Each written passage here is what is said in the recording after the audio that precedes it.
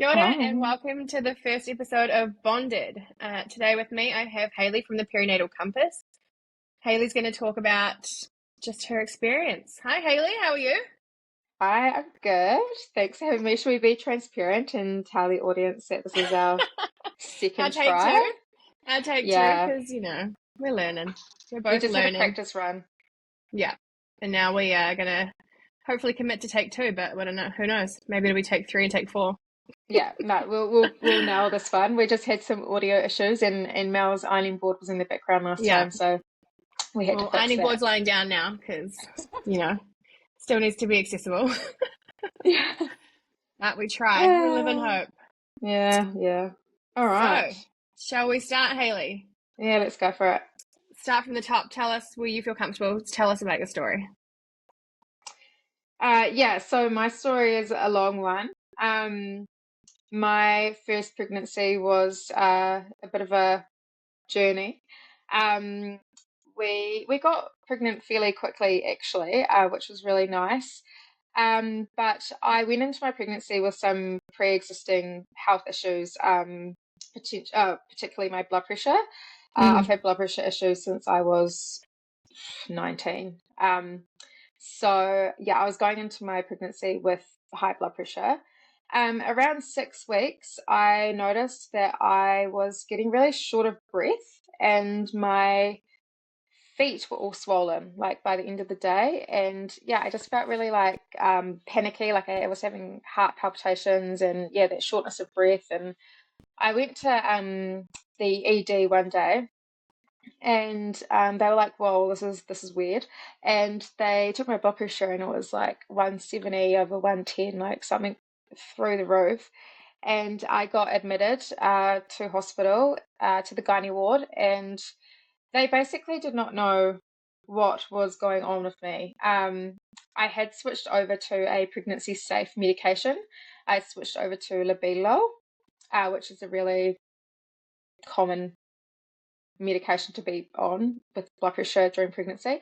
So they didn't know if it was a reaction to my medication or if it was something to do with my pregnancy. So the gynaes were saying, "Oh, it's preeclampsia," but the obstetricians were saying, "No, it's not. You're only 6 weeks pregnant." And so it was just like this kind of argument of like, "You are a weird case. We don't Yeah. know what to do with you." So from that point on, my whole journey was like difficult, basically. I felt like I was someone that was causing problems my whole pregnancy. Anyway, we just ended up changing my medications and I went on with my pregnancy. But every time I would go to my midwife appointment or an obstetric clinic, I would end up in the assessment unit all day or end up in hospital if I'd just been to see my midwife. I would end up in hospital all the time. Like I sometimes I was there till 1 a.m. in the morning, and having to go to work the next day, and it was Mm. exhausting. And basically it was just like, as I said before, this whole like to and fro of like, we don't know how to fix you. Like you're on this medication, but it's not working, and we keep upping your dose, and you keep getting worse. And it was just this like constant battle. And around 20 weeks, I started to experience anxiety, panic attacks. Mm-hmm. Um, I, in the past, had experienced depression and anxiety in my early 20s and was on medication for that, but I wasn't currently on any medication for anything. I was doing really well mentally in my life. Mm-hmm. Um, so I went to my GP, I broke down in tears. I was like, I don't know what's going on. Like, I'm feeling these feelings. It would come up a lot at work when I was having to be in meetings or talk or just any kind of time where the spotlight was on me. Mm-hmm. And there was one day at work where we just had a normal Monday 9 o'clock meeting that we would have within our team. And there's only like, 8 of us in our team. It's very small and we're very friendly and, there's no pressure. And this Yeah. meeting is literally just to talk about what we're doing for the week, just so everyone knows what everyone's up to. And I just had a full-on panic attack about it. I got to work and I was just freaking out. I went outside and just started walking laps. So where I worked, we worked by a sports field. And so there was like a track around where I worked, and I just walked and walked and walked. Was looking at the time, could see that the meeting was coming up at 9 o'clock, and I was just crying and just could not get my stuff together. I missed the meeting. I made it to the bathroom inside, and that's when like my workmates were like, "Oh, what's going on with Hayley?" One of my workmates came in and was like, "Hayley, are you in here?" And I was like, "Yes, I need to go home. Like I'm freaking out. Like, can you get my stuff? And I need to go." And yeah, so she very kindly got my stuff, and I just went home, and I ended up being on a couple of weeks leave, just for like my mental health with that. And as I said, I went to the GP and just explained to her what was going on. She put me on sertraline. We had a very in-depth conversation about the risks versus benefits with that, and just the fact that me being mentally well was just as important as being physically well as well. So yeah, that was good, and that helped a little bit, but I was still experiencing a lot of anxiety, especially when I was going to any obstetric appointment, because I would just sit in the waiting room just anticipating that I was going to be there all day, and like something was wrong basically. So yeah, that was my pregnancy. It was a very anxiety inducing, and just not happy really. I was not nice. So did you go back to work after those few weeks off towards the end of the Yes. pregnancy, or did it just kind of sail you through to give birth? Yeah, no, I went back. But there came a time where my blood pressure was just getting worse and worse and worse towards the end of my pregnancy, where I just said, "Oh, I'm just going to finish work earlier than what I anticipated." I think I finished around like 34 weeks, a lot earlier than what I originally planned, because I was just not showing up to work some days because I was in hospital. So I was like, "Look, I'm just not going to put this pressure on myself to be at work, and I don't want to let the team down, and I need to take care of myself. I need to just relax and, take care of Did myself." the So did the medication help with the panic attacks and the anxiety, or not so much? Or it helped reduce it for sure, but it didn't get rid of it. So I was yeah, still experiencing panic attacks, but not to the degree that I was before I was on medication. Um, Yeah, but just even being out of the workplace, like at that 34-week mark where I stopped working, that just got better because I eliminated that pressure. Yeah, were but you ever offered any like psychological appointments, or like any no, mental health talk therapy stuff? no, not at all. No, never came up. Yeah, Um, the only person that really talked to me about my mental health was my GP. yeah. So my midwife never really spoke about it. Did she know what was going on with the panic attacks and the medication and the Yeah, she did, things because me going on medication was a decision I made. with her Like I involved included as her. well? Yeah. Yeah, Um, but I think because the issue was so heavily on my blood pressure, like that kind of just overtook everything else, like keeping me well and keeping my baby well. There are yeah. some complications that can come with having hypertension, so um, I think that's what the main focus was with my midwife and the obstetricians. Like the obstetricians never spoke to me about my mental health, not at all. But they knew Um, that you'd taken this new medication? I'm pretty sure, because when they Yeah. talk, like they ask about medications that I'm on and things like that, and yeah, I'm pretty sure I would have Yeah. brought it up. Yeah. Um, but Interesting. their main concern was, yeah, my blood pressure, The as I books. said. Yeah. So yeah, come like I think it was 36 weeks, I went to an obstetrician appointment, and that's when induction was talked about. I wasn't really talked about the whole process of an induction, just that I would need an induction, and we're going to book it on this date, and we're doing this because your blood pressure is getting out of control and we need to deliver the baby, right? So that's kind of what the conversation was. I was also told in that appointment that I would be having an epidural.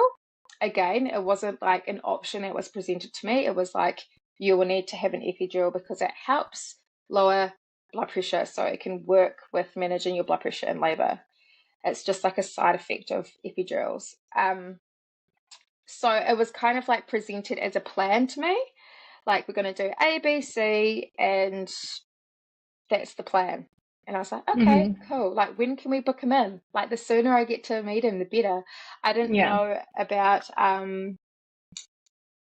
impacts of induction, the different types of induction. I did go to antenatal classes, but I missed a lot of classes because I was always in hospital. So I missed a lot of the information, right? And so I wasn't told about the actual process. I was just told, like, induction, epidural, that's the plan. So yeah. Did you ask any questions, or did you like not know what to ask, or how did that kind of? Did you just say, "Yep, sure"? Yeah, whatever you need. Yeah, exactly. I was just agreeable. I was concerned about my blood pressure. I didn't want to have a stroke. This whole like threat of having a stroke throughout my pregnancy was very prominent.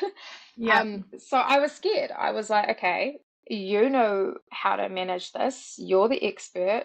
I'll just go along with what you recommend because you know best. So I didn't know what to ask. I didn't know that there were options. I didn't know anything. I just kind of like went along with it basically. And I was okay with it. Like, at that time, I was like, I'm happy with that. You run the show. You make the decisions. So come induction day, my husband and I rock up to hospital at about, I think, 7 a.m., somewhere around there. The midwife admits me. She does some assessments, puts an IV line in.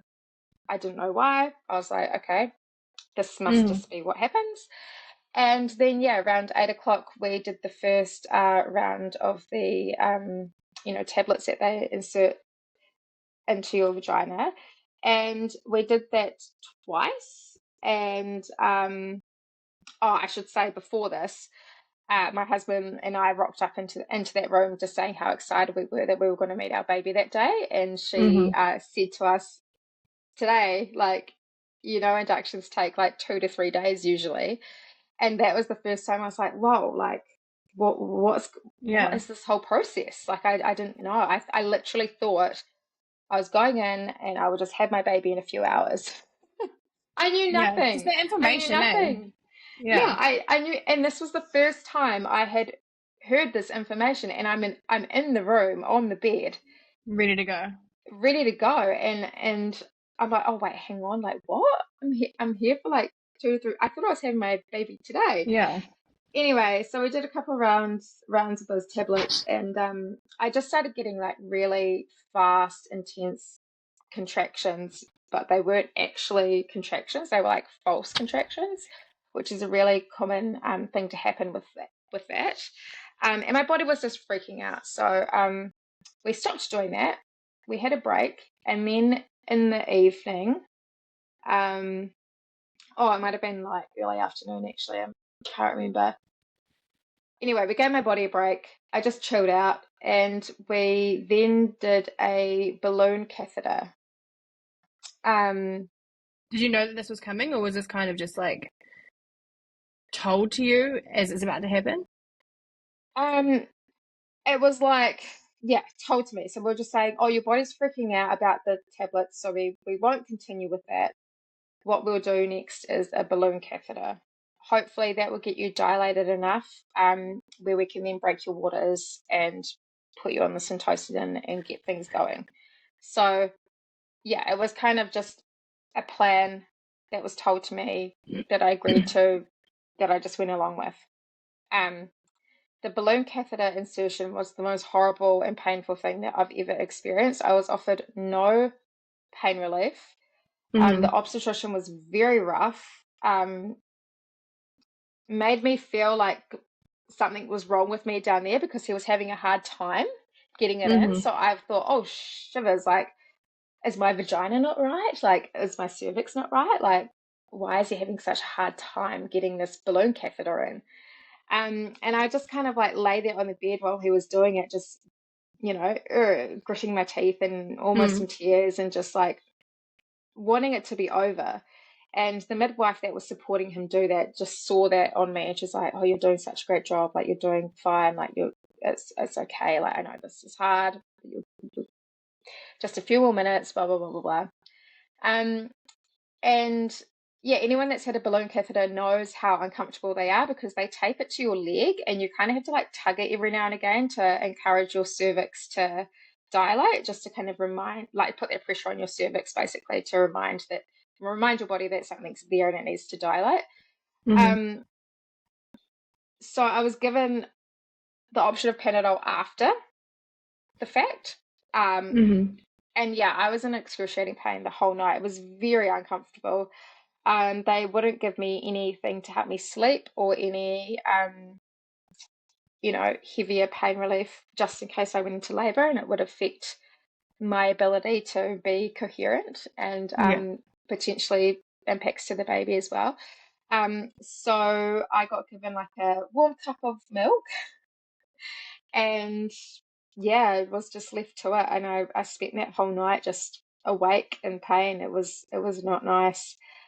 So yeah, I was surviving on very little sleep. My husband went home to have a good sleep, thank God. Mm-hmm.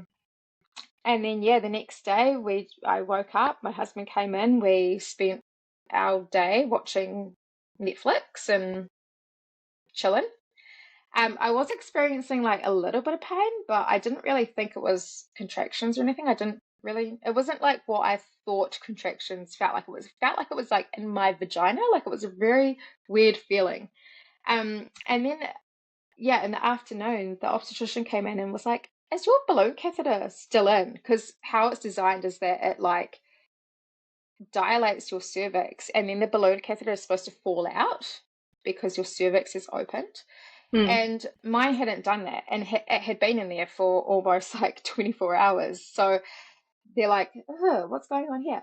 Um, so I lay down on the bed. She had a wee tug of it, and she's like, "Oh no, it's come out. Your vagina's just holding on to it." So Is that supposed to happen? not, it doesn't usually happen like that. It usually just like kind of comes out. So Mm. it wasn't in my cervix anymore, but it was like my vagina was Got ya. clamping onto it. Um, And yeah, I was 4 centimeters dilated, and I was like, "Oh, whoa, cool." Like, I had those little niggles, but I didn't really feel that happening. Mm. And yeah, broke my waters, and all of a sudden, it's go time. Broke my waters. I had a shower because I was a mess. And then as soon as I got out of the shower, the anesthetist was there to greet me with my epidural. Um, Mm-hmm. I wasn't particularly informed that I was going to get my epidural straight away. I didn't realize that that was a thing. I thought that you kind of got the epidural further on. Mm-hmm. But yeah, I mean, I wasn't even like in labor yet. And they put the epidural in, put the syntocin and drip in to encourage contractions. And then, yeah, a few hours later, it all kind of started. Well, not a few hours, I don't know, like it's all a bit hazy, but it started to kick in. And I didn't realize that um, at the time, my epidural wasn't working. So it wasn't working on my left side of my body. So I was experiencing these contractions, but I was so concerned about the pain and the fact that the epidural was not doing its job, that it was not living up to my expectations. Did you tell um, them this? What did they say? no, well, I didn't. Well, because you're told that epidurals, the gold standard of pain relief, right? That it's got to fix all your problems, but Yeah. no one tells you that sometimes it doesn't actually take away all your pain sometimes. And people have problems like me and not working on one side, but I was never told any of that. So my whole labor, I was concerned about the pain. I wasn't even accepting of the fact that they were contractions and I was having a baby. I was like, this Yeah. epidural's not working, fix it right Something's now. wrong. Something's wrong. Yeah. So we spent my whole labor pretty much like fiddling with that. And in Wellington Hospital, what I was given the opportunity for was to hold a button so I could click, like it was hooked up to the epidural machine, and I could click it whenever I wanted like a boost of pain relief, right? Mm-hmm. Where usually you don't get that option, but in Wellington it was a thing. And so I was like clicking this button all the time because I was in all this pain, and it would buzz at me like beep, beep, beep, beep, beep, beep, beep, because I was pushing the button before I was even allowed the next dose, and that's Yeah. how much pain I was in. Yeah, so I'm on my back like this whole time from the moment my waters broke. And I remember vomiting, and I thought it was very strange that I vomited. But now looking back on it, I know that that's a sign of transition. I didn't Um, know that. yes, yes, yes, yes. It's a sign of going into transition. But anyway, I wanted to be checked to see how far along I was because I felt like I'd been there for a long time and didn't know what was happening. So they checked me, and I was 9.5 centimeters. So very, very close. It then came time to start pushing. And again, on my back, I've been on my back this whole time. And I ended up pushing for 2.5 hours. It's Um, a long time. a very long time. And during that time, I hated it. I felt so exhausted. I felt like I was literally doing the most intensive exercise of my life. I was out of breath, puffed. We did this thing where we had like a towel, and my midwife would hold one end of the towel and I would hold the other, and I'd like pull as hard as I could while I was contracting and pushing. So it was literally a fight. Like it felt like a fight my whole time that I was pushing. Um, and I was just getting told, like, push harder and longer. Like, my son kept on coming down, and then he would get right there and then go back up. So it was like, you need to push harder, you need to push stronger, like, you need to push longer. And I was like, I physically can't. Like, I am exhausted. Yeah. I felt like I was literally running a marathon. Um, and during that time, I just started putting like a lot of self-blame on myself. I was quite overweight at that time. Um, and I was thinking to myself, oh, this is my fault. I'm unfit. I'm heavy. I'm unwell. I shouldn't be having a baby. I can't do it properly. I can't push. I'm too big. All that stuff was going through my mind.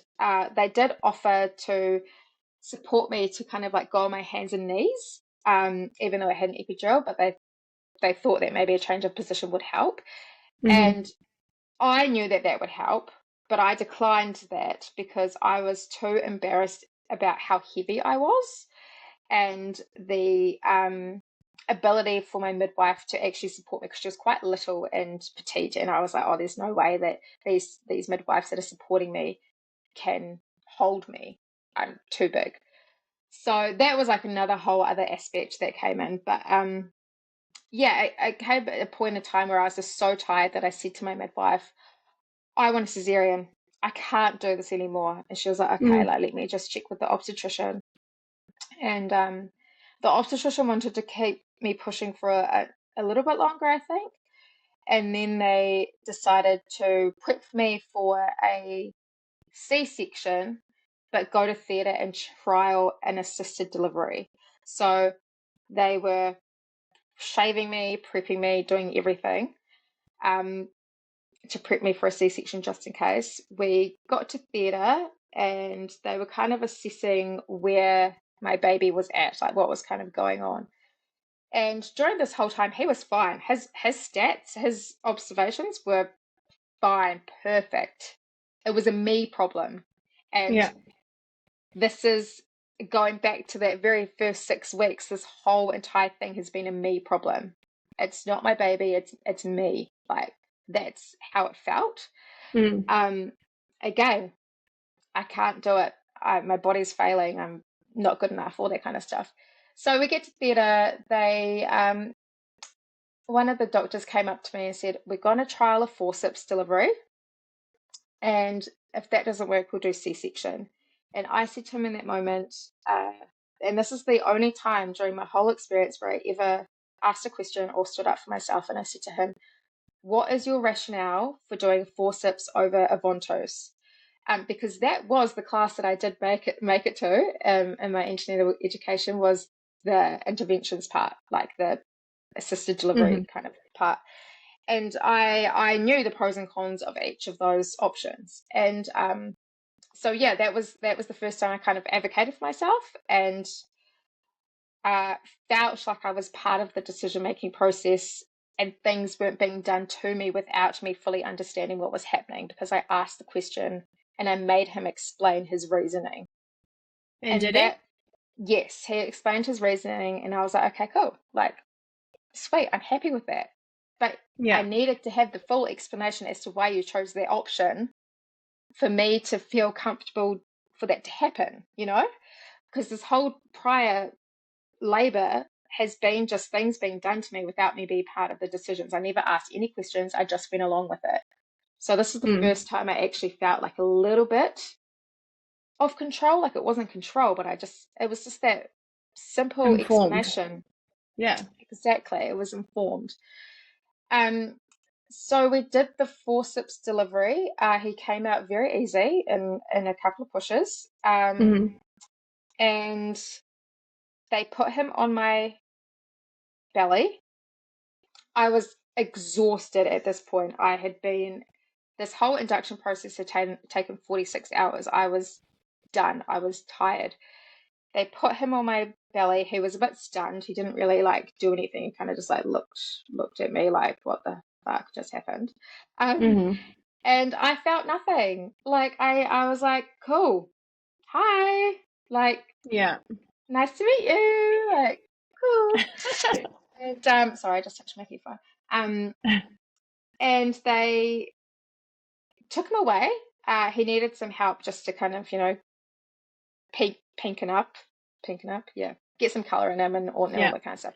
My husband was with him at the time, and I was okay with that. I wanted my husband to be with him. And yeah, and then all of a sudden I just hear this commotion, and I'm bleeding, and I hear the obstetrician that's in between my legs say, I don't know what else to give her for her bleeding because of her blood pressure. And that's because there's some medications that they use to treat hemorrhage that they advise not to use if you've got hypertension. So to me, I was freaking out because I was like, oh my gosh, I'm bleeding. There's nothing that they can do to save me. Like, there's nothing they can give me. Like, they're struggling to control this thing. I was going in and out of consciousness. I was losing so much blood. I was so tired. I was buggered. I was like so out of it. But you can still hear it. You can still hear them I talking could about your still hear uncertainty. everything. Yeah. And I turned to the anaesthetist beside me, who is like forever be someone that I remember. And she was holding my hand because my husband was with my baby, and she was stroking my head. And I turned to her and I said, am I going to die? And she said, no, you're not going to die. They're just, controlling your bleeding, and they're just controlling your bleeding. They're doing this, this, this, and you're going to be okay. And that's all I needed in that moment. Yeah. I needed someone to explain to me what was actually happening, that I was going to be okay. And yeah, she was incredible. How was your husband through this? Did he hear the commotion and kind of Well, know what was happening to you, or? well, he was like so busy on our son, like holding him, making sure he was okay. But he did look over at one point and see me like blood everywhere. And that kind of panicked him, I think. But I actually just don't even think he had time to really process what was going on in that moment. He was just, I think, just like, With the baby. with the baby. He came over to me and they asked me if I wanted to hold him. The baby. And yes, the baby. And because I was feeling so out of it, I did not feel safe to hold him. And I said that, I was like, I don't feel strong enough. I don't feel safe to hold him right now. Like, I'm so out of it.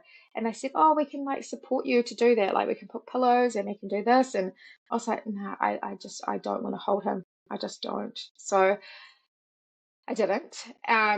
They got my bleeding under control, and then I went off to recovery. So all three of us went off to recovery together.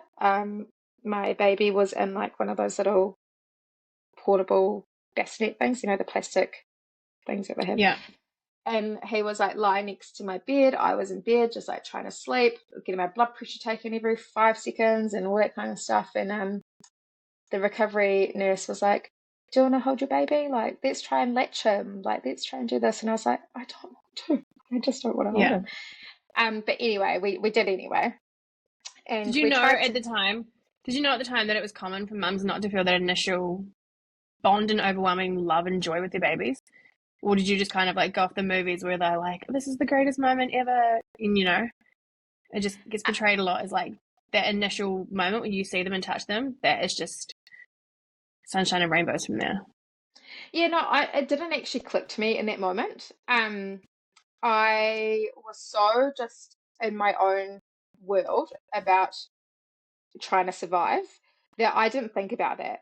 I Mm. didn't think that, like, I didn't know that that wasn't normal to not hold your baby and be with your baby. I remember being taken out of recovery and back to like our postnatal room. The bed was here.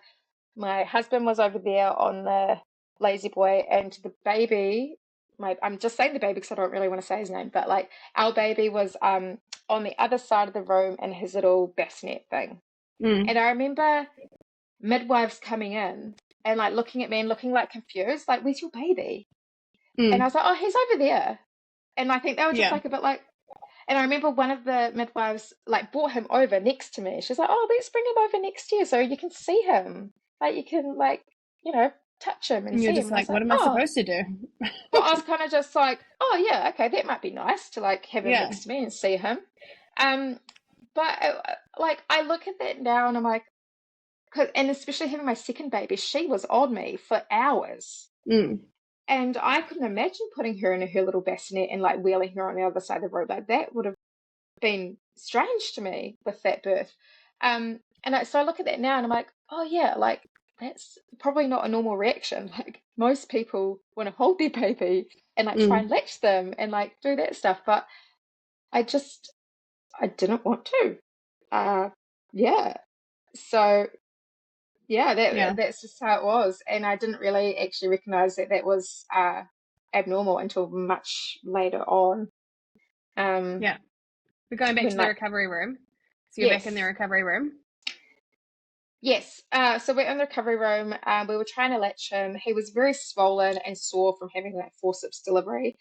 And I could just not produce any milk, right? So I had just been through an excruciating 46 hours Mm. with medications up to here that interfere with oxytocin flow.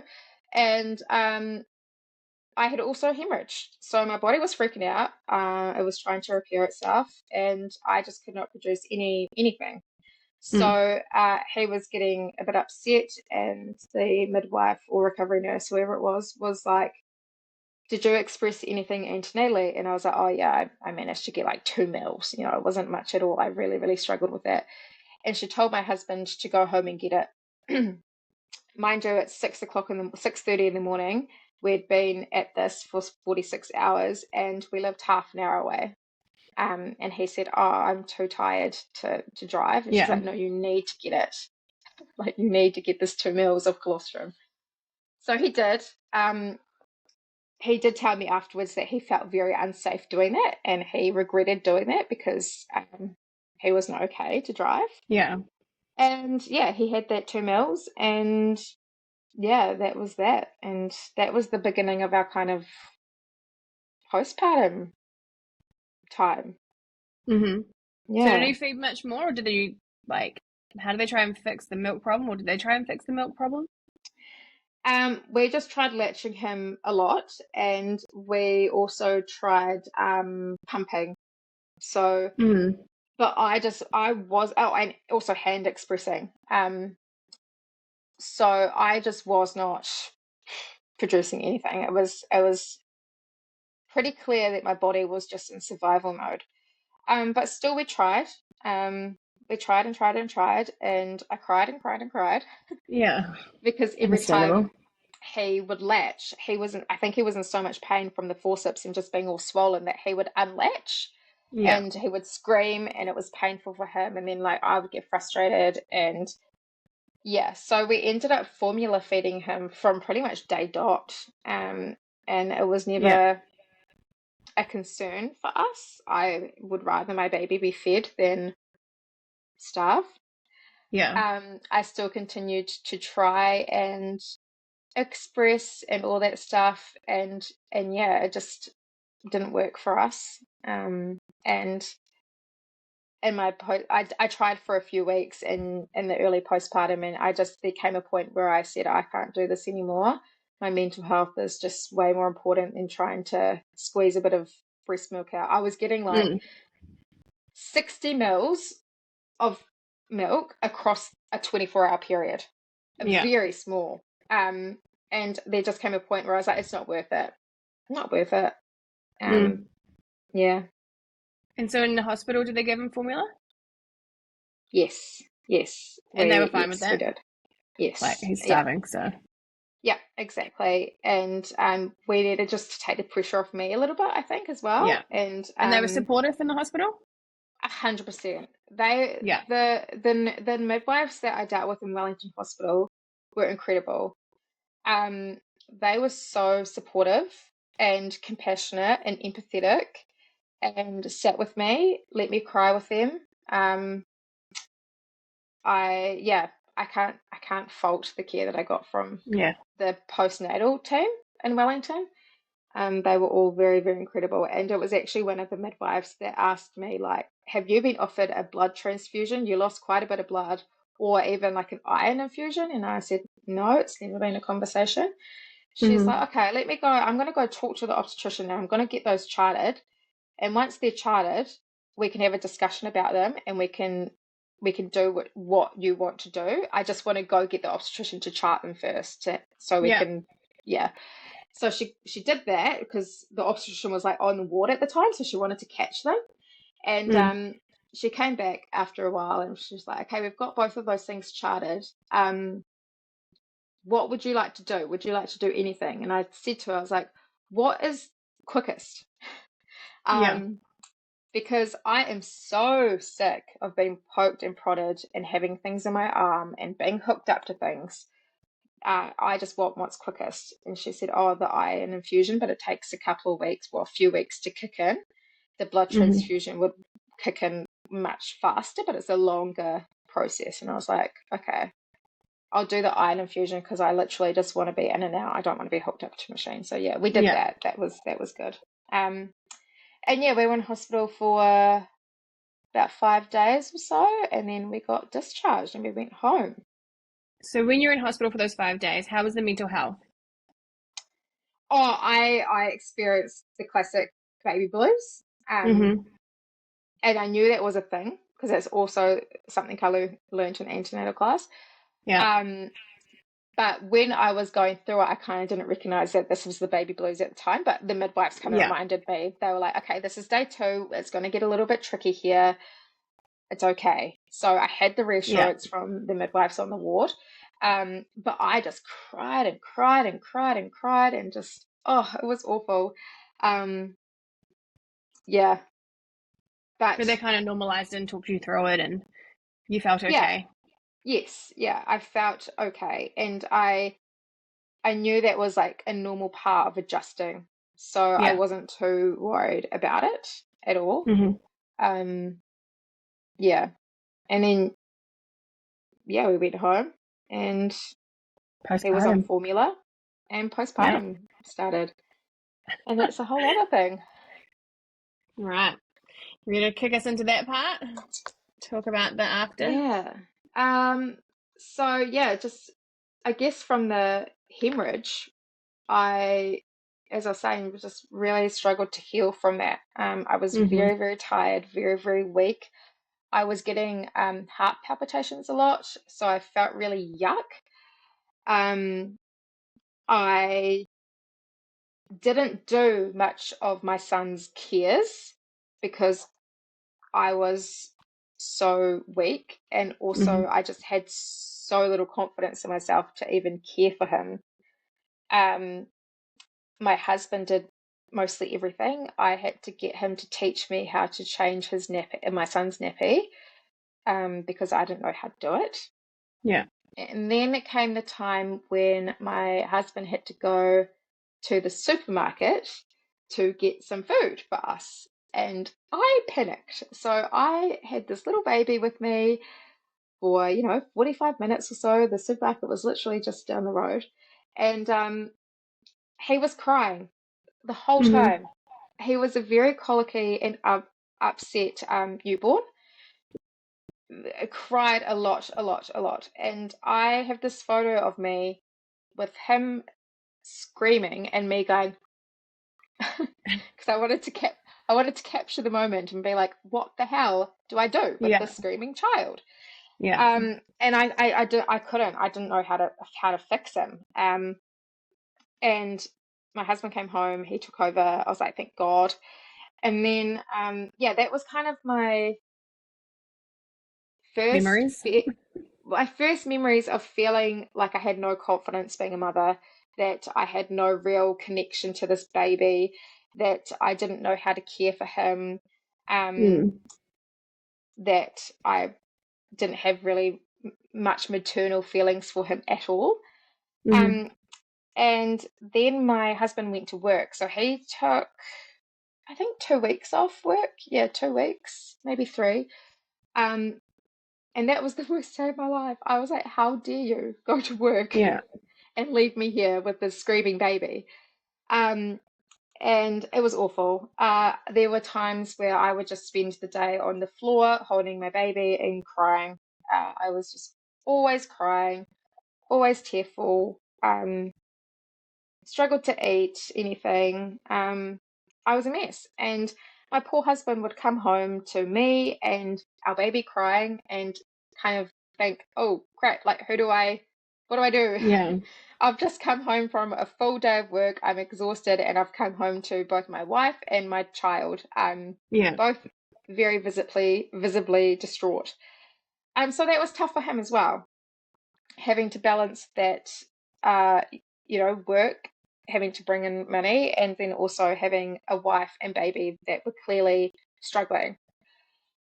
Um, yeah, so we lived in Wellington. We went home to Hawke's Bay, where both of our parents live, for Christmas.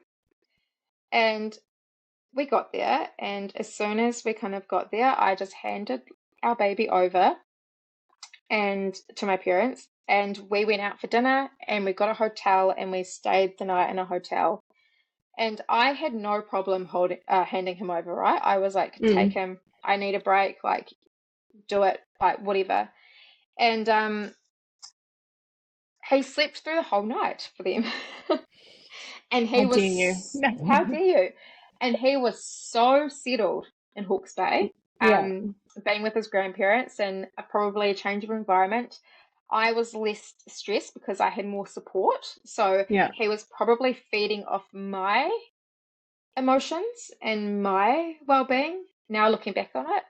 Mm. Um, and we were traveling back to Wellington after our little holiday back home, and we kind of just said, what are we doing? Why why are we living in a city where we have no family? We have friends, but none of them have kids. But like, what are we doing to ourselves? Like, obviously, our baby loves it back home. He loved it. He loved being with his grandparents. We loved it because we got time to be ourselves and have more Mm. support.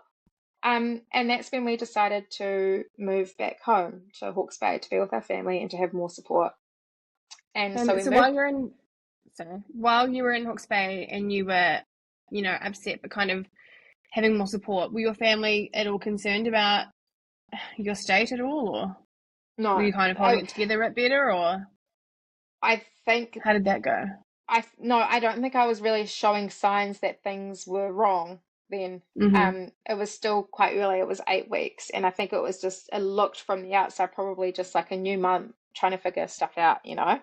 Um, I don't think there were any major red flags for them that came up. Um, And if there were, they didn't say anything. Yeah. Just a new mum Um, figuring it out, right?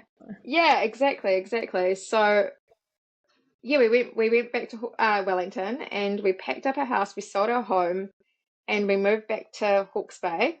And this was the week before COVID hit. So Mm-hmm. we moved back home to Hawke's Bay. We were living with my parents, and we went into lockdown the very next week, and that was crazy.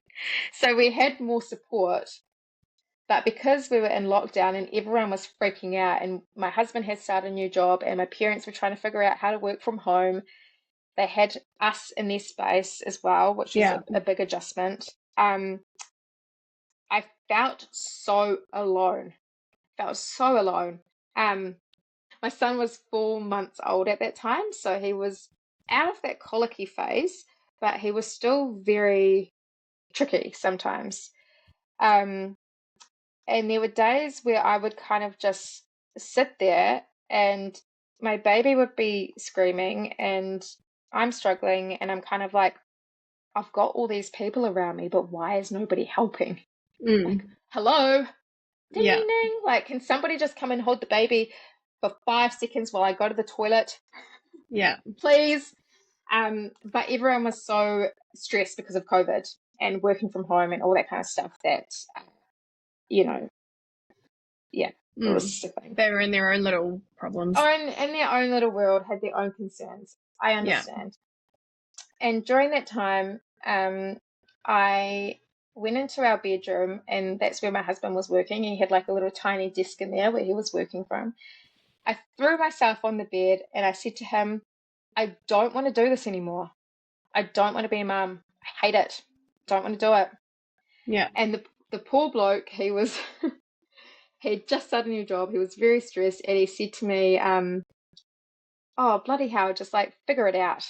Oh, what do you mean? Just figure it out. Um, And yeah, probably not the best thing to say to someone who's just expressed those feelings to you. But I also don't think he knew how serious I was. I think Yeah. he probably just thought that I was venting or having a bad Yeah. day or whatever. He did. I don't think he actually understood um, the gravity of the situation at the time. Yeah. And of course he was distracted. And yeah, I know that he didn't mean that. But Um, you got it off your chest and you started that I Exactly. change. It was then that I realized that I was not okay. Yeah. That 4, 5, 6 month period was when things started to click that I wasn't feeling okay. And so I jumped on my computer. I started Googling. I came across birth trauma Aotearoa, which was awesome. And on that website, they have a list of resources where you can like kind of go and read about birth trauma and places you can go, etc. And I came Mm-hmm. across a book called How to Heal a Bad Birth, and I downloaded that on my Kindle and read it. And I was like, holy shit, like this is what happened to me. And what happened to me was not normal, it was not okay. And this book is totally validating what I went through. Um, and this is probably why I'm feeling this way, is Mm-hmm. because what happened to me wasn't okay, and I'm not coping with that, and these emotions are a symptom of that, basically. um so this book was really good because it gave you some kind of self-help mechanisms on how to kind of start processing a bad Mm-hmm. birth. One of them was getting your medical records, which I did, but they weren't particularly helpful to me, but they helped fill a lot of gaps because I had a lot of foggy memory around everything and timing. And I still do. I still struggle with timings and when things happened Yeah. and how they happened because I was in that trauma survival brain, right? So I lost a lot of my core memories. Um, and what else did I do? I wrote a letter. So I literally just wrote everything that I was feeling, everything that I went through. I swore, I was spiteful. I said very horrible, awful things about certain health professionals and what I went through. but it got everything in my head out on paper. Mm-hmm. And that in itself was very cathartic for me. Just getting it all out, saying what I Yeah. need to say without feeling any judgment from anyone or potential for judgment from anyone. Yeah. No one read it. I didn't show it to anyone. I don't know. I can't even remember what I did with it. I think I threw it out. But yeah, that was really helpful doing that. Mm-hmm. And yeah, I just started learning more about birth. Things that I probably should have known before I gave birth. Yeah. And yeah, it was just then that things just started clicking into place. And I think I went through the grieving process where I was very angry at people. I was angry at certain individuals. I was angry at the system. And yeah, that's kind of what started me in my healing process. So when you say grieving, Yeah. do you mean grieving the birth that could have been, or grieving sort of what had happened to you, I think or more just kind just of like, grieving what happened to me. yeah, Yeah. Um, just, the typical being angry and then yeah, being in denial and those stages of yeah. grief that we go through. Spend a long time being angry, very, very long time. Yeah. And so that's just what I kind of got obsessed with everything birth and Mm-hmm. how it's supposed to be and look like and feel like. And that just led me to where I am now and the studies that I did and what work I'm doing now is just all from that, basically. So when you were feeling, like you couldn't do it anymore and you didn't want it and you were crying all the time, did you confide those feelings into like a midwife? Not sorry, midwife, like the well care provider or like your GP, or did you kind of recognize the mental health problems at that time, or did you just kind of think it was new mum? What did you talk us through that? Um, so it was complicated because it was COVID, right? So Yeah, I didn't have a GP because I just moved cities. yeah, So we hadn't yet got a GP. Only saw Plunkett, I would say, 2 times during my son's entire life because COVID. It right. disrupted a lot. And during those appointments, she did ask how I was doing. But I didn't maybe necessarily feel safe enough to disclose what I was feeling. Mm-hmm. I don't think I kind of really knew how to put it into words, maybe, or I was maybe afraid that I would be judged or that I was seen as maybe an unfit parent. So I kind of directed all the focus back onto my child and how he was Yeah. doing because he also had a lot of reflux issues and things like that. And so So I things just to consume their time, right? Like your blood yes, pressure back in the pregnancy. The focus is yes, on that sort of stuff. yeah. So I just redirected everything back onto my child because I guess maybe I wasn't ready or maybe I didn't feel safe or I didn't know how Yeah. to articulate how I was feeling. So I didn't. And I didn't express my feelings to anyone. It was just all this stuff that I was going through internally. Um, Yeah. I did speak about my birth a lot to my husband and to my family.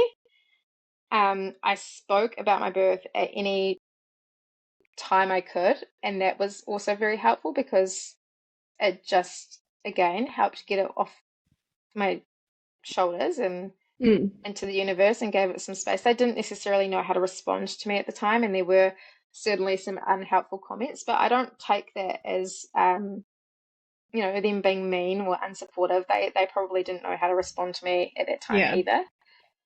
Um, yeah, so I didn't actually start seeing Confiding anyone. them. Yeah, I didn't see anyone professionally until I started doing my studies to become an Mm-hmm. antenatal educator. And that was probably when my son was, oh gosh, how old was he? Oh, maybe like 3 or yeah, Mm-hmm. 2 or 3.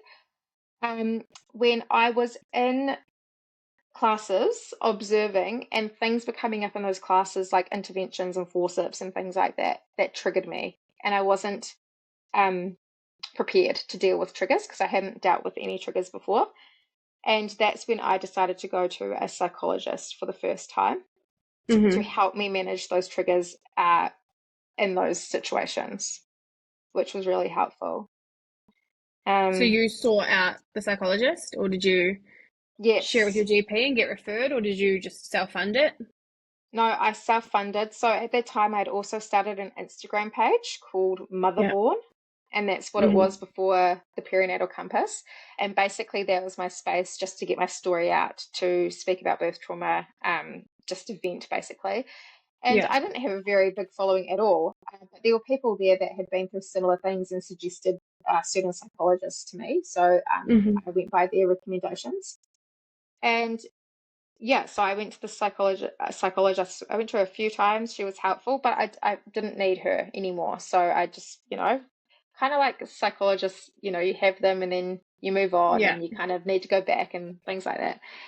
Um, so I was doing fine. I was doing great for a while. And then I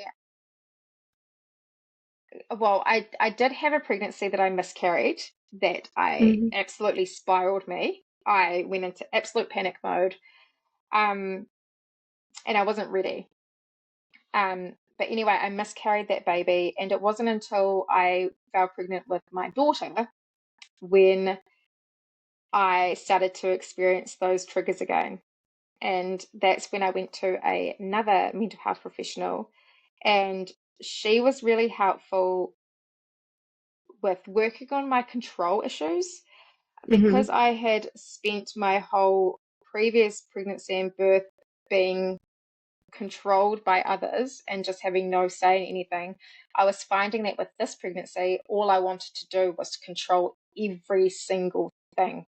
Mm-hmm. I wanted no external input into my um, pregnancy and birth. I'd kind of gone the extreme. Yeah. Um, so yeah, she really worked on that with me, and that was really good because there are things in pregnancy and birth that you absolutely cannot control. I could not control what my blood pressure was going to do. I Yeah. There's nothing that I could have done to change that. Um, and so she helped me through that sort of aspect of things. And what I learned through my studies was that I couldn't control certain medical outcomes, but I could control how I dealt with them Mm-hmm. and what myself and my support people can do to get the outcome that's best for us. And that's all through like advocacy and knowing what I needed to feel safe Yeah. and control myself throughout the process. So that's kind of where I focused my attention was I chose a midwife that was very, very experienced, Mm-hmm. who was very trauma informed and worked with me to help me feel that sense of control and safety. Yeah. Um, so yeah, and then I went on to a havening practitioner, and he helped me through my fear of hemorrhaging because at How that did you get time to him? How did you find him, or how did he you do well havening? I went to a birth trauma symposium here in Hawke's Mm-hmm. Bay that was professional development for a lot of people that work in maternal mental health. I mean, just maternity, sorry. And Yeah. he presented there. So that was there that I learned about this technique. And there was a lovely woman there that had used him for her birth trauma. And she actually followed me on Instagram, and I'm actually friends with her. So I heard about her experience and other people's experience. And yeah, it was quite expensive. Hang on, Mm. my earphone's falling out. It was quite expensive, but I was willing to pay that cost to try something different. Yeah. Um, And yeah, it was with him that we really worked on my fear of hemorrhaging because at that time I was planning a home birth and there Mm-hmm. were some worries that I had about hemorrhaging at home. Even though my midwife had a firm plan of how to manage that and she was comfortable with that, I And still you were had like, comfortable as well with the plan? yes, because she was very confident and very experienced and literally ran through what she would do with me um, if that were to happen. And that made me feel really comfortable. Yeah. But I still had that mental block, right, in my head that, like, the trauma Yeah. um, that I needed to get past.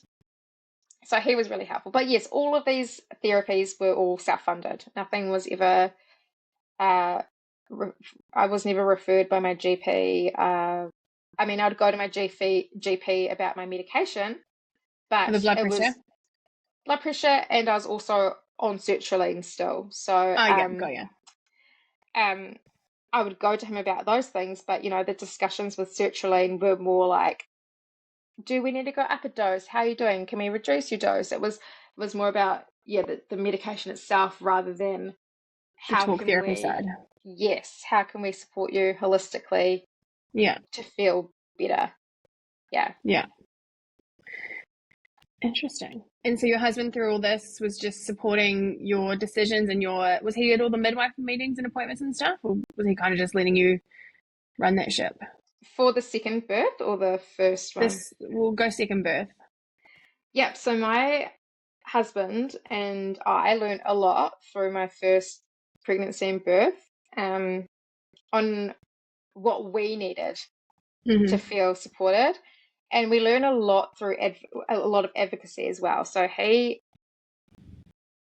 yeah, first pregnancy and birth, he didn't know what the hell was going on either. So we both Yeah. didn't. But through that process, we grew stronger in our communication with one another, Mm-hmm. And during my pregnancy with my second, I was very vocal about communicating about what it was I needed and what I wanted and how I was feeling. So that open dialogue with my husband was really helpful for him to. I literally said, like, he would say to me, "What do you need me to do?" And Yeah. I would tell him. And he took that role very, very seriously. He was amazing. He would come Mm-hmm. to some of the appointments.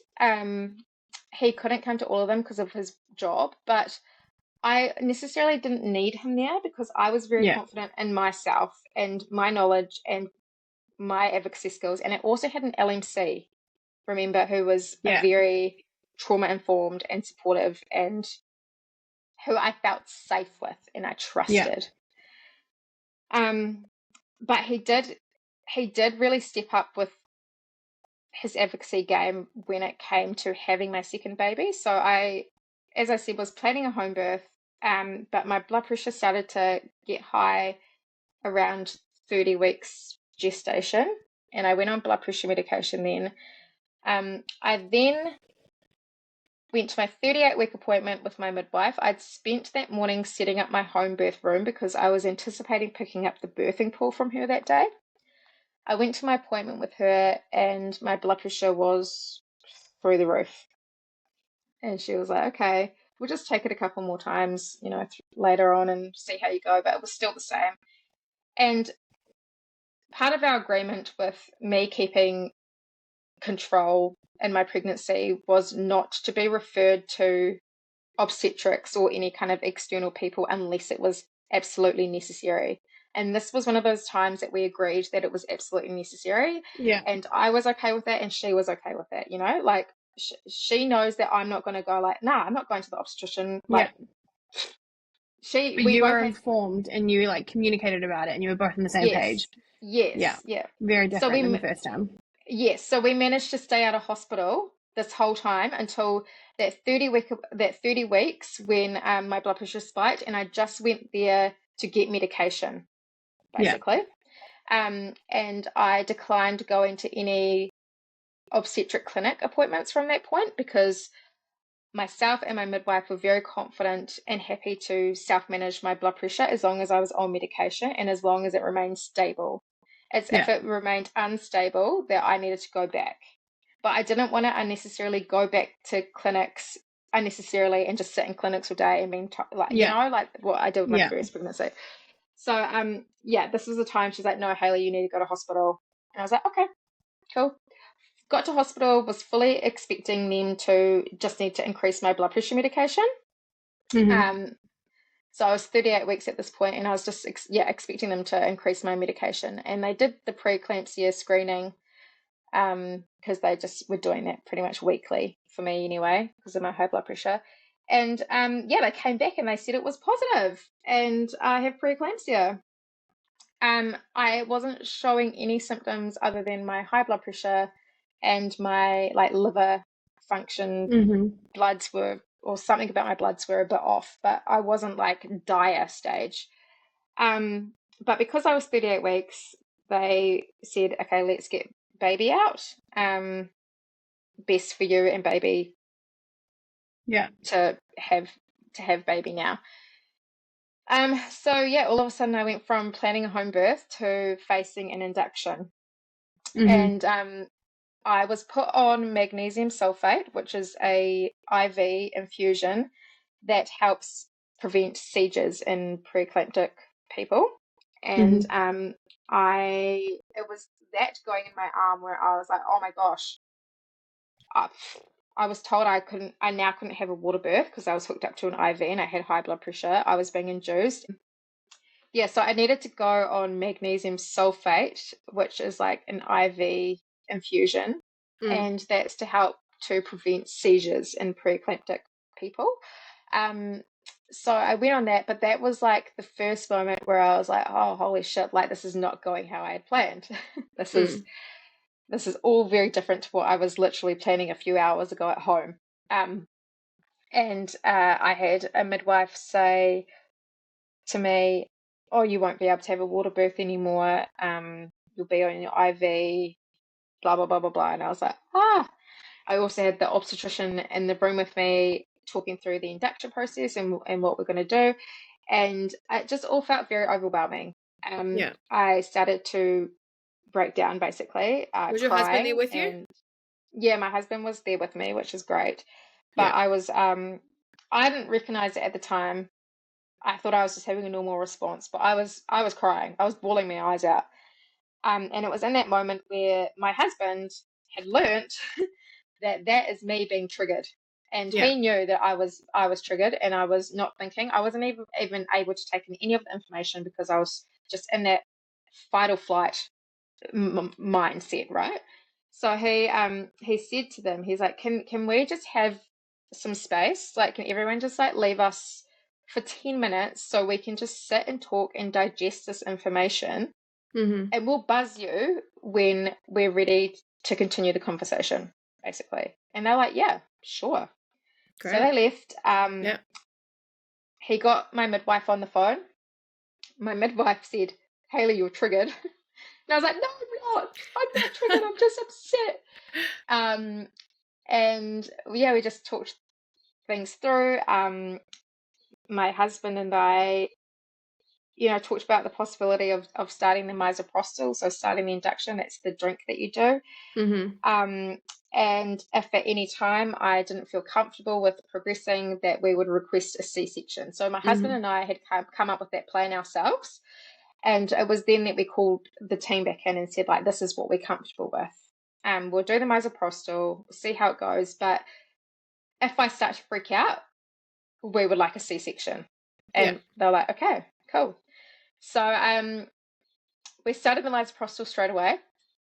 And I did that for hours. Like, I don't even know how long, but we went into the next day. So this was about 7 p.m. at night when I Mm-hmm. started, and I went through till like 1 p.m. the next day sometime. And that's when we needed to kind of reassess things, right? So I had the team come in again, and we were talking about either continuing with the misoprostol or breaking my waters and going on syntocinon.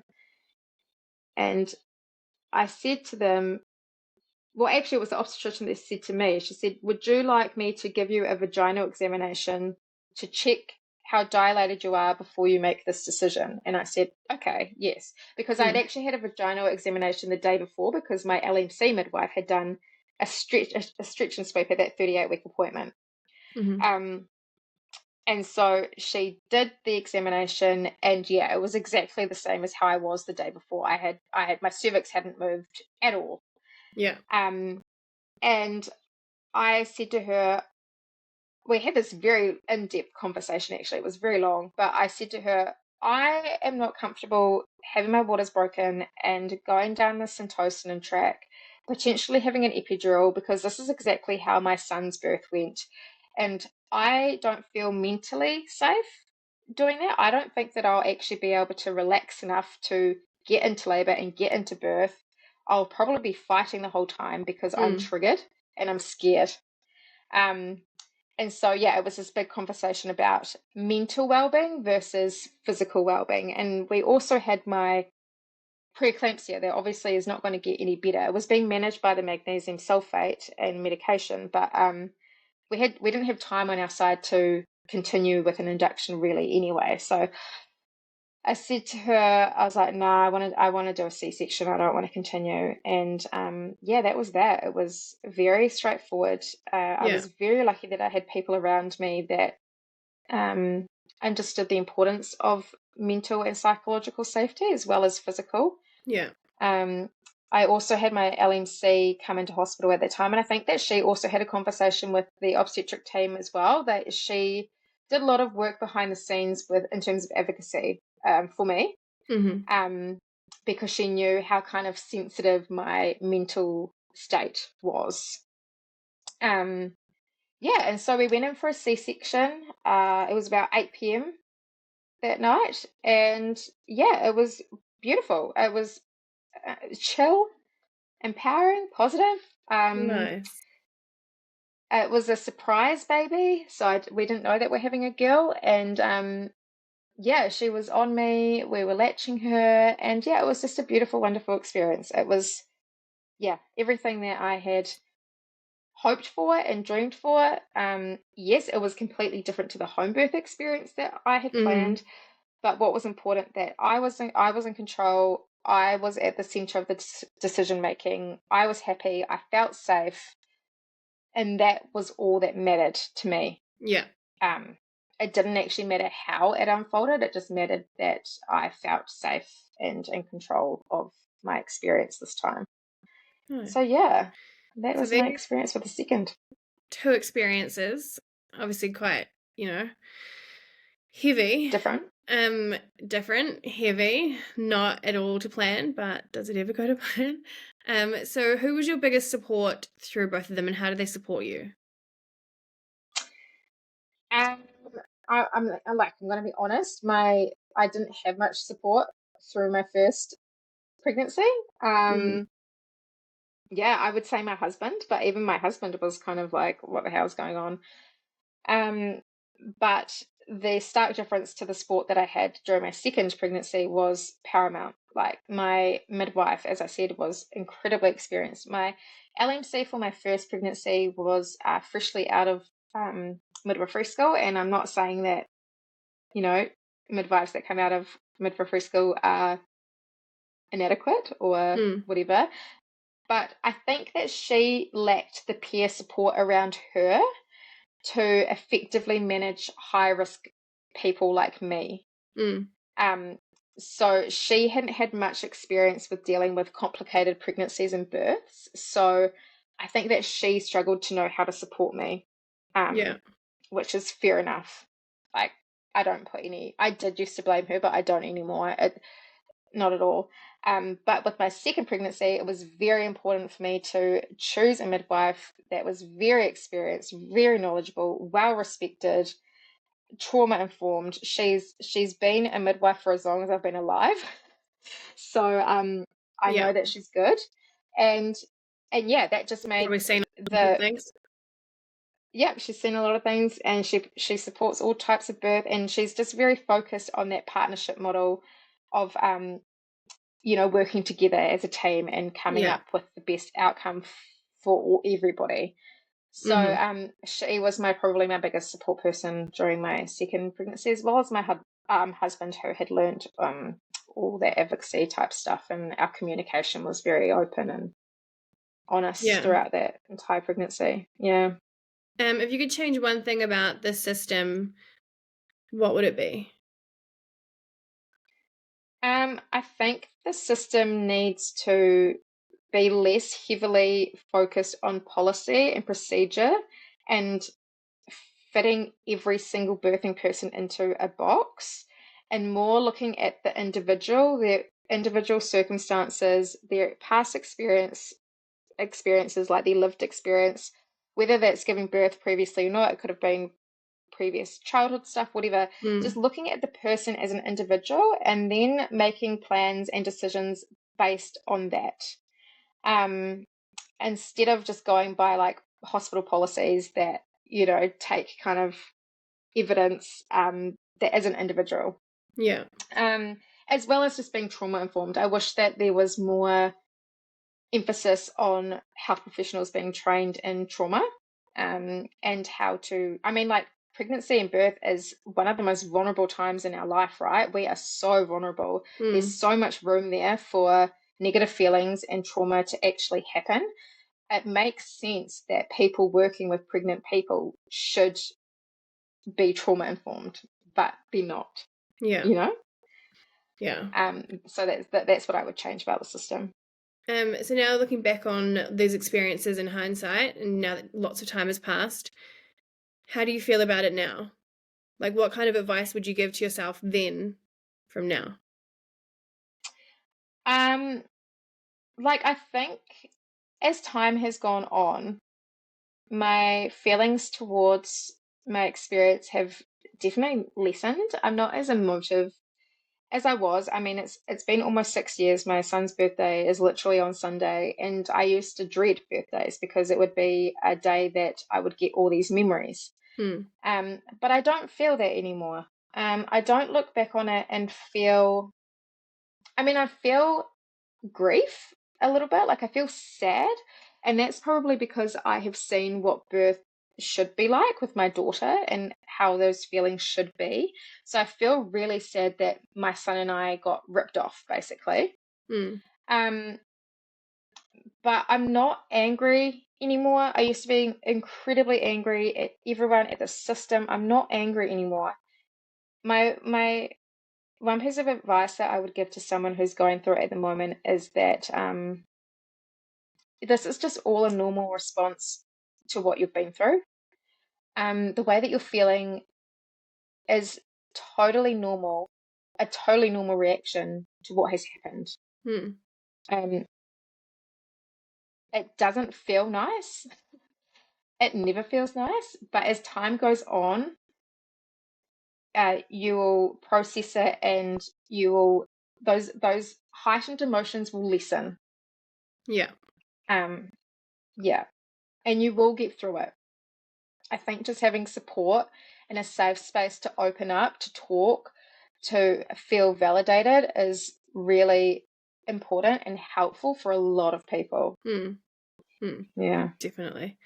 And then the last question, so how have these experiences changed your life? We've got the career change going on.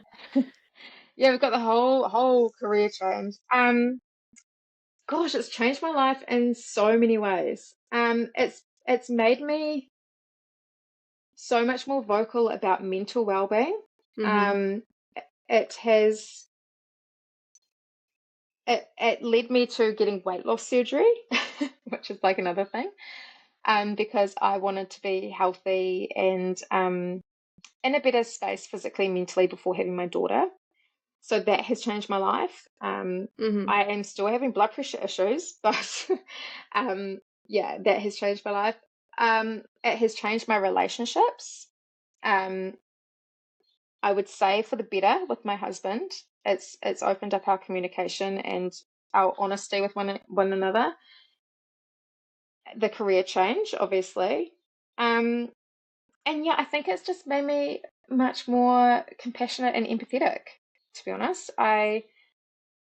You never know what people are going through until you've experienced something like this yourself. And I just think it's made me more compassionate towards people in general. Yeah. That's all my questions. That's Do you have anything else you want to share? No, I feel like I've rambled for however long we've been talking for. It's good. An hour and a half. It's good. We love it. We like all the details and all the information. And I just wanted to let you express it however you wanted to express it and share your story. So yeah, thank you. It's just crazy when you think about just all these things that people have been through in their life, and you have no idea if you come across them, you walk across them in the street and you have no idea that the, just the things that people have been through and the stuff they've had to deal with. No, And it's just, everyone's got a exactly, and that's what I story. mean. Yeah, Yeah. exactly. And even with birth trauma, I never knew birth trauma was a thing. Like I Yeah. never heard of it until I started learning about it and learning about birth and all that kind of stuff. That I was like, whoa, like so many people are impacted Statistics by are this. crazy, eh? One in three Yeah. people have birth trauma, and it impacts everything. It impacts your relationships. It impacts your relationship with your child. It impacts how you feel about your parenting, Mm-hmm. your postpartum experience. Yeah, and it's just the effects of birth trauma are so significant that we need to actually be more serious about preventing it and supporting Yeah. people who have been through it. And it's absolutely ridiculous that it's not there. I agree. So it's great, like we've got people like yourself who are creating spaces to have people speak about the experience because, as we've talked about, just giving your experience a voice is so helpful. Yeah, And, exactly. research backs that. So yeah, it's great that we've got more people like yourself that are stepping into the space to support people who have been through birth trauma. So And thank you're you. way better at the social media than me. Keep putting those posts out and I'll just keep sharing them. We all start somewhere. I mean, I look back at all my earlier stuff and it was all very I look back in it now and it's all very cringy. I've archived it, Yeah. a lot of it, all very cringy, but I was also very angry at that time. And Yeah. I'm in such a different space now. I'm not angry. Yeah. Those stages of grief, right? Acceptance, final Mm, stage. There you that's go. it. That's it. Anyways, I'll let Went you go through it pick up your all. daughter. Okay, thank you. Thank you Nice so much for your speaking to you. time. Good You re-record. too. Yeah, we did Hopefully good. no ironing board. I don't know what's behind me, but there you go. Pretty candles and a picture. That's all that matters. Sweet. Thank you. Okay. Have a good Thanks day. now. Bye. See ya. Bye, you too.